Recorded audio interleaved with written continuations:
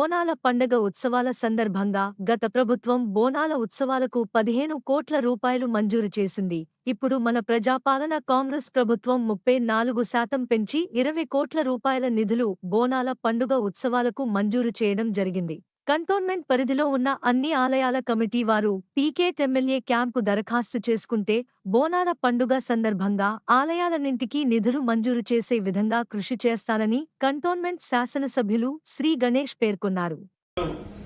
బోనాల పండుగకు రిలీజ్ చేసేవాళ్ళు గవర్నమెంట్. ఈసారి మన గవర్నమెంట్ 34% పెంచి 20 కోట్ల రూపాయలు బడ్జెట్ శాంక్షన్ చేసి బోనాల పండుగ. దాంట్లో మనం కూడా గతంలో మనకు కొంచెం కావాల్సినంత రాలే, ఈసారి ఖచ్చితంగా మనకు ఎక్కువ నిధులు ఇస్తాంటూ కృషి చేస్తానని కూడా మీకు మాట ఇస్తున్నాను. అందరూ కూడా మీరు సబ్మిట్ చేయాలని మా ఆఫీస్లో విజ్ఞప్తి చేస్తున్నాను.